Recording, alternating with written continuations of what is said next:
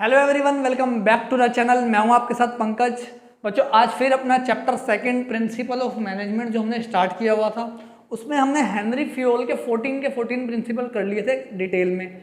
आज हम जो सेकंड पर्सन है, जो हमारा एफ.डब्ल्यू. टेलर है या टाइलर भी बोलते हैं, उनका साइंटिफिक मैनेजमेंट के जो प्रिंसिपल्स हैं, बच्चे बहुत कंफ्यूज होते हैं कि दो दो प्रिंसिपल हैं, तो याद रखना अगर वो आपसे साइंटिफिक पूछ रहा है तो आपने ये वाले लिखने हैं जो आज हम टॉपिक में कवर करेंगे, एफ.डब्ल्यू. वाले। और जो अगर नॉर्मल प्रिंसिपल वाले पूछ रहा है तो आपके हेनरी फ्योल वाले उसमें आएंगे। तो देखो, इसने हमें 4 प्रिंसिपल दिए थे। एक तो इसने दिए थे, टेलर ने हमें प्रिंसिपल, साइंटिफिक प्रिंसिपल, साथ में कुछ साइंटिफिक टेक्निक्स भी दी थी। तो आज इस वीडियो में हम प्रिंसिपल कवर करेंगे। इसकी अच्छी बात यह है कि इसके 4 ही प्रिंसिपल है। जिस 4 में से एक तो बहुत ज़्यादा ईजी है, 2 में बहुत ज़्यादा कन्फ्यूजन होती है, वो भी देखेंगे कि किसमें हमारी क्या दिक्कत आती है। तो देखो, पहला है science note rule of thumb. अब ये क्या बोलता है कि इसमें मतलब टेलर ने क्या सजेस्ट किया है कि एक मैनेजर को, एक ऑर्गेनाइजेशन को, जब भी वो कोई मेथड अप्लाई कर रहा है किसी चीज़ को करने का, तो ऐसा रैंडमली नहीं कर लेना कि हाँ भाई हम पुराने टाइम से ये मेथड फॉलो कर रहे हैं, हिट एंड रन करके, कि यहाँ पे देखो लिखा हुआ भी आएगा हिट एंड मिस मेथड। तो ऐसा नहीं करना कि लगा के देख लो, अगर सक्सेसफुल हो गया तो ठीक है, वरना चेंज कर लेंगे। ऐसा नहीं होना चाहिए।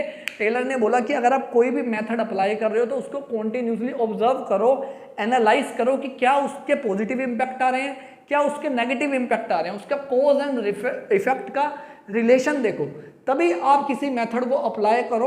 और जब आप कोई ऑब्जर्वेशन करोगे, एनालाइज करोगे, तो उससे आपको ये भी पता लगेगा कि कौन सा मेथड हमारे लिए बेस्ट है, कौन सा बेस्ट मेथड होगा, बेस्ट वे होगा किसी चीज़ को करने का।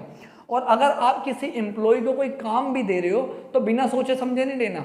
देखना है कि उस एम्प्लॉय के अंदर क्या एक्सपीरियंस है, क्वालिफिकेशन है, किस चीज़ के लिए वो कॉम्पिटेंट है, तब जाके आपने कोई डिसीजन लेना है अपनी कंपनी में। तो देखो, पढ़ते हैं इसे क्या है। Each job perform in the organisation should be based on the scientific inquiry. ऐसे नहीं, रैंडमली नहीं, साइंटिफिकली सोचना है क्या इसके पॉजिटिव क्या नेगेटिव इंपैक्ट है, and not on intuition, experience and hit and miss. ये नहीं कि हम तो बहुत साल से ये कर रहे हैं, अंदर से इंट्यूशन हो रही है कि हमें लग रहा है ये अप्लाई करेंगे तो अच्छा होगा। जैसे आप लोग भी करते हो ना कि ये क्वेश्चन छोड़ देता हूँ या ये क्वेश्चन कर देता हूँ, यही पेपर में इंपॉर्टेंट आएगा। ऐसे नहीं, आपको पैटर्न देखना चाहिए एग्जाम का कि पैटर्न क्या चल रहा है सीबीएसई का, तो उस हिसाब से आपने ये करना है।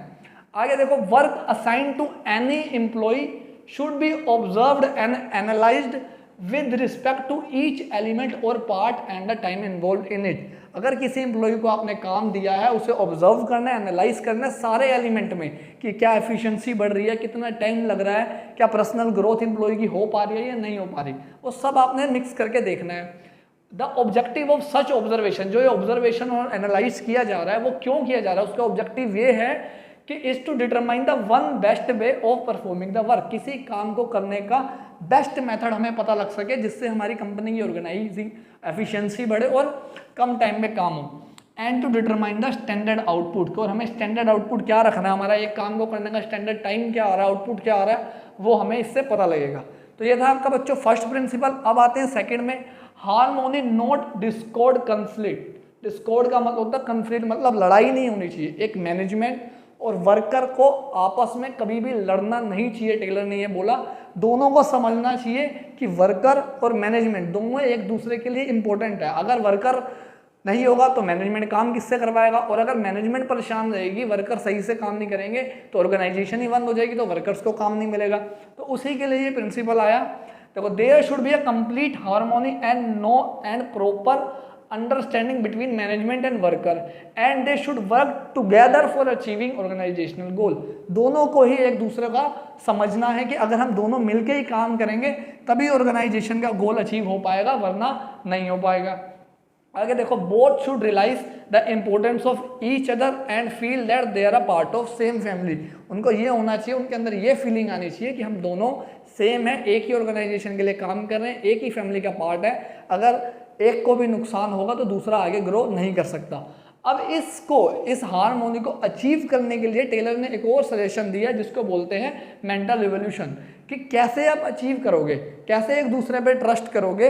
तो उसके लिए क्या था, management and worker should transform there thinking. दोनों को एक दूसरे के लिए थिंकिंग में चेंज करना पड़ेगा। आप समझो, अगर आपको किसी पे ट्रस्ट करना है, भले ही आप कि उससे पहले कभी लड़ाई हो रखी हो, तो आप एक दूसरे को दोबारा थिंकिंग ये सोचोगे ना कि अगर लड़ाई हुई थी तो उसका रीज़न क्या था, उस पर्सन ने ऐसा क्यों किया था। जब आप ऐसा सोचोगे, एक दूसरे की प्रॉब्लम को समझोगे, तभी आगे ग्रो कर पाओगे। अब इसको अचीव करने के लिए उसने कुछ चीज़ें बताई टेलर ने कि ट्रेड यूनियन बच्चों वो होते हैं जो वर्कर्स के लिए काम करते हैं, वर्कर्स के वेलफेयर के लिए काम करने हैं। Will not think of going on strike, workers को अपनी छोटी छोटी प्रॉब्लम को लेके स्ट्राइक पे नहीं जाना चाहिए। वर्कर्स क्या करते हैं, अगर छोटी भी कोई अपनी बात मनवानी है तो काम छोड़ देते हैं, स्ट्राइक पे चले जाते हैं, जिसकी वजह से कंपनी का प्रोडक्शन रुक जाता है और कंपनी को नुकसान होता है। अब जब कंपनी को नुकसान होगा तो वर्कर को वेजेस नहीं मिल पाएगी, अल्टीमेटली नुकसान वर्कर का भी होगा। तो इसलिए उन्होंने बोला कि ट्रेड यूनियन को बार बार नहीं जाना चाहिए स्ट्राइक पे छोटी छोटी बात को लेके। और मैनेजमेंट को भी क्या करना चाहिए, अगर मैनेजमेंट को कोई गेन हो रहा है, बहुत ज़्यादा प्रॉफिट हो रहा है वर्कर के काम करने की वजह से, तो उन्हें अपने वर्कर्स के साथ उसे शेयर करना चाहिए एज अ बोनस के रूप में। अगर वो ऐसा नहीं करते हैं तो फिर कभी भी हार्मोनी नहीं आ पाएगी। अगर आप मेंटल रिवोल्यूशन की डेफिनेशन देखोगे बुक में, तो यही लिखी है कि दोनों को एटीट्यूड चेंज करना है एक दूसरे को लेके, दोनों को समझना है कि दोनों एक दूसरे के लिए इंपॉर्टेंट है। वो है ना प्यार दो तरफा होता है, एक तरफा नहीं होता। तो वो यहाँ पे लाइन बिल्कुल फिक्स बैठती है, मैनेजमेंट भी और वर्कर भी दोनों को एक साथ ही करना पड़ेगा। ये हो गए बच्चों दो हमारे। अब करते हैं थर्ड और फोर्थ। और जो थर्ड वाला है, थर्ड और सेकंड में ही बच्चे सबसे ज़्यादा कंफ्यूज होते हैं, तो उसमें भी हम देखते हैं कि क्या डिफरेंस। तो देखो बच्चों, अब क्या है हमारे लास्ट के दो प्रिंसिपल्स। पहला है कॉर्पोरेशन नॉट इंडिविजुअलिज्म। इसका क्या मतलब है, ध्यान से समझना। पहले तो ये याद रख लो कि ये हार्मोनी नॉट डिस्कॉर्ड का ही एक्सटेंशन है। एक्सटेंशन मतलब बड़ा हुआ रूप है उसी प्रिंसिपल का। एमसीक्यू आ जाता है यहाँ से। हार्मोनी नॉट डिस्कॉर्ड में ये बोला गया था कि दोनों एक दूसरे की इंपॉर्टेंस समझनी है, दोनों को एक दूसरे के लिए थिंकिंग चेंज करनी है। तो इसमें भी कुछ उसी से रिलेटेड बोला गया है। देखो क्या है इसमें, there should be complete cooperation between labour and management instead of individual. सब दोनों को, ना वर्कर्स को ना मैनेजमेंट को, ये नहीं सोचना कि हमें मैनेजमेंट ये ना सोचे कि वर्कर को अगर वेजेस नहीं मिल रही कोई बात नहीं, हमें प्रॉफिट हो रहा है ना, अच्छी बात है, ऐसा नहीं होना चाहिए। ना वेजेस को ये वर्कर्स को ये सोचना है कि मैनेजमेंट अगर कंपनी बंद पड़ी है उससे हमें कोई फ़र्क नहीं पड़ रहा, हमें अपने दिहाड़े मिलते रहे, हमें अपनी बातें मनवानी है, ऐसा नहीं होना चाहिए। दोनों के बीच में कोऑपरेशन होना चाहिए, मिलके काम करना चाहिए। आगे देखो, competition should be replaced by cooperation. दोनों को एक दूसरे का, अपने आप को कॉम्पिटिटर नहीं समझना, एक दूसरे से कॉम्पिटिशन नहीं करना कि ये हमारी बात मानेंगे तो हम इनकी बात मानेंगे, ऐसा नहीं होना चाहिए। कंपटीशन रिप्लेस हो जाना चाहिए कोऑपरेशन के साथ। ये वो मैंने पॉइंट्स लिखे हुए हैं जिसको आपको, जो आपको केस स्टडी में हेल्प करेंगे पहचानने के लिए कि कौन सा प्रिंसिपल है। आगे देखो, मैनेजमेंट शुड नॉट क्लोज। ये इंपॉर्टेंट पॉइंट है इसका कि एक मैनेजमेंट को अपने कान बंद नहीं करने अगर कोई एम्प्लॉय उन्हें सजेशन दे रहा है। इसमें टेलर ने क्या बोला कि एक कंपनी में ऐसा सिस्टम होना चाहिए कि वो अपने एम्प्लॉयज़ से भी सजेशन ले, जिससे क्या होगा, जो एम्प्लॉय है उनका भी कॉन्फिडेंस बढ़ेगा, जो भी वर्कर है, कि हाँ भाई हमें भी इंपॉर्टेंस दी जा रही है। और अगर हम उनका दिया हुआ सजेशन मानते हैं और वो सक्सेसफुल नहीं भी होता, तो कल को वर्कर्स ये नहीं बोल सकते थे कि हमारी इसमें कोई गलती नहीं है, जो उन्हें भी बीच में पूछा गया था पहले डिसीजन लेने से। Management should not close its ears to any constructive suggestion made by the employ. अगर कोई एम्प्लॉय सजेशन दे रहा है तो मैनेजमेंट को उसको भी कंसिडरेशन में लेना चाहिए, देखना चाहिए कि वो क्या वो हमारे ऑर्गेनाइजेशन के लिए बेनिफिशियल है या नहीं। अब आगे, अब जो एम्प्लॉय ने, मान लो एक एम्प्लॉय ने सजेशन दिया, उससे कंपनी को बहुत बेनिफिट हो गया, उनकी कॉस्ट कम आ गई या कोई भी रीज़न हुआ, तो उसको रिवॉर्ड मिलना चाहिए, rewarded for their suggestion which result in the substantial reduction in the cost. अगर किसी एम्प्लॉय के सजेशन की वजह से ऑर्गेनाइजेशन को बेनिफिट हो रहा है, चाहे उसकी कॉस्ट कम हो गई तो भी बेनिफिट होगा या कोई और भी बेनिफिट हो रहा है, तो उसे भी रिवॉर्ड मिलना चाहिए। इससे क्या होगा, बाकी एम्प्लॉय भी मोटिवेट होंगे और वो जो एम्प्लॉय था वो तो मोटिवेट होगा ही होगा साथ में। तो ये था बच्चों कॉर्पोरेशन नॉट इंडिविजुअलिज्म। कंफ्यूज मत होना हार्मोनी और इसमें। ज़्यादातर इसमें सजेशन, जो केस स्टडी आएगी वो सजेशन वाला पॉइंट उसमें ज़रूर डालता है, या फिर ये रिवॉर्ड वाला, तो इसमें आपको डिफरेंस करने में हेल्प होगा। अब लास्ट है development of each and every person. ये सबसे ईजी है। हमने अभी साइंटिफिक वाले में पढ़ा था कि एक बेस्ट मेथड हमने सेलेक्ट कर लेना है, किसी चीज़ को करने का बेस्ट वे क्या है। मान लेते हैं हमने एक बेस्ट मेथड सेलेक्ट कर लिया, अब वो मेथड तो मैनेजमेंट ने सेलेक्ट किया है, लेकिन हमारे जो बाकी एम्प्लॉयज़ हैं, जितने भी वर्कर काम कर रहे हैं, उन्हें हमें उस बेस्ट मेथड को करने की ट्रेनिंग तो देनी पड़ेगी ना। अब विराट कोहली है, हमने पता कर लिया कि विराट कोहली को कौन से शॉट बेस्ट है, क्या उसकी पावर है, लेकिन हमें उसे उस चीज़ की प्रैक्टिस तो करवानी पड़ेगी। तो ये प्रिंसिपल यही बोलता है, development of each and every person to his and her greatest efficiency and prosperity, कि ईच पर्सन, हर जो एम्प्लॉय है, एक तो उसको आपने साइंटिफिकली सेलेक्ट करना है, ऐसे ही उसको पोस्ट नहीं देनी चाहिए। आपने चेक करना है कि जो उसे काम दिया जा रहा है वो उसके फिजिकली, मेंटली और इंटेलेक्चुअली कैपेबल है या नहीं, क्या वो उस काम को करने के लिए लायक भी है या नहीं है।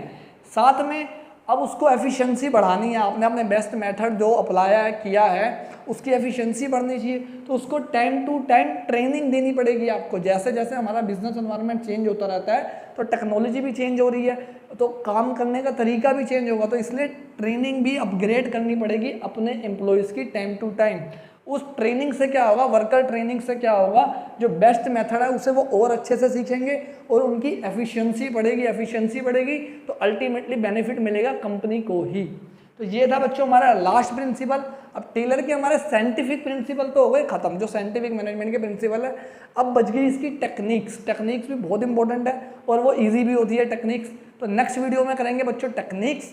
फिर अब आपके सितंबर में एग्जाम आने वाले हैं तो हम क्वेश्चंस की भी सीरीज स्टार्ट करने वाले हैं चैप्टर 1 से, क्योंकि चैप्टर 1 आपका अपलोड है, 2 भी अब खत्म हो जाएगा 1-2 वीडियो में, 5 आपका अपलोड है, 6 आपका अपलोड है, 7 आपका अपलोड है। तो मैं क्वेश्चंस की भी अब सीरीज आपकी स्टार्ट करने वाला हूँ। तो वीडियो को शेयर करो ज़्यादा से ज़्यादा। मिलते हैं बच्चों नेक्स्ट वीडियो में। Thank you everyone.